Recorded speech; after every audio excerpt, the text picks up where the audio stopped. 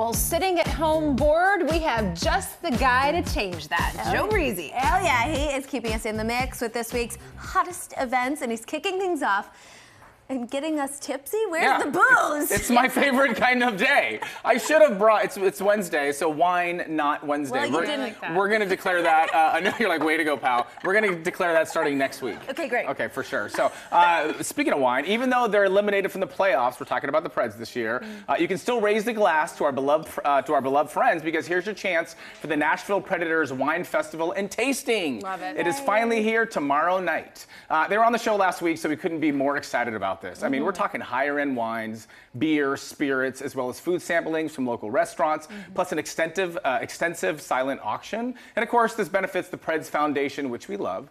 It is from 6 to 10, Bridgestone Arena, but there's VIP packages available that you can also get a 5-course dinner and wine pairing, which is cool. $225 for that, $99 per person for the GA tickets. So yeah, make sure you check it out. And again, everything just kind of benefits the Nashville Preds, which is really cool. Prices have dropped big time for tickets, by the way, for the games. Great. So now's a good chance to definitely check that out. And they even have a few bobblehead nights coming up. Those are fun. Cool. Which are super fun. Yeah. So pop quiz, how much do you think that the Wine Fest, because this is an annual event, has raised, like averaged per year towards the Preds Foundation? Just ballpark, what do you think? Oh, crud. I love how you're like freaked out about it. 10 million. 10 million. Okay, close. Not even close. But close, not close, no cigar. I was going to say a couple million. $100,000.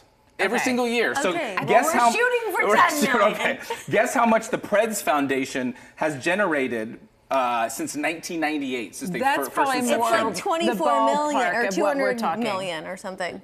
You're in the twos. 22 million. That's a lot of money. That's Over amazing. $22 million. That's huge. So we love that. We love that. So you Yeah. can partake and give back and the whole thing. To so many organizations. Yes. Yeah. So say I if you're excited for Mule Day. Aye. Yep. All right. We Mule thought Day. that. So this is a multi-day festival starting tomorrow through Sunday. It's in the Mule capital of the world, also known as Columbia, Tennessee. It's been running for over 170 years, people, since 1840. Super family friendly with a ton of events, entertainment, food competitions, all the fun. Everything from log rolling competitions to pageants to mule shows to line dancing. The list goes on and on. Their craft fair is awesome, by the way.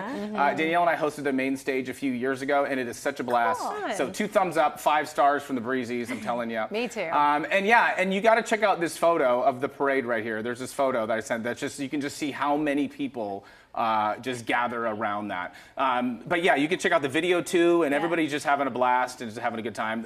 The full list of the schedule, check it out at muleday.com. Awesome. Right. I have a funny story, if I could tell it briefly. Yeah, go for it. Yeah. One time I was in that parade, I was just like with some friends, and I was riding a wild horse, and it ran off, and I actually got lost.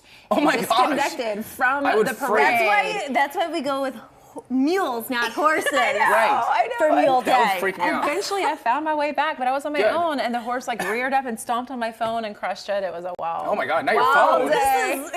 A wild day. I still Reporting love Mule Day. Totally. Anything happens on Mule Day, man. That's what never happens. So you know how Morgan Wallen walked off stage off SNL Yep. Yes. on Saturday night? So for those who might not know, the credits started rolling. So, and he was talking to the host, Mikey Madison, that he was hosting. You know, he was performing, she was hosting technically, and he walks off stage, right?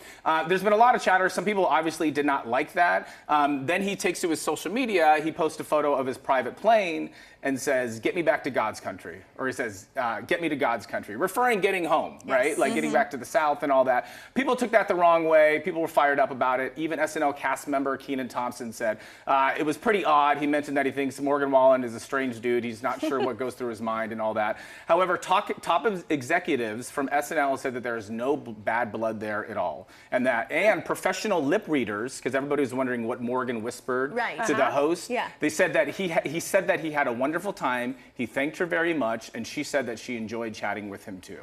So obviously there's a history, for those who might not know, between Morgan Wallen and SNL when they canceled his appearance back in like COVID and all that based on his behavior.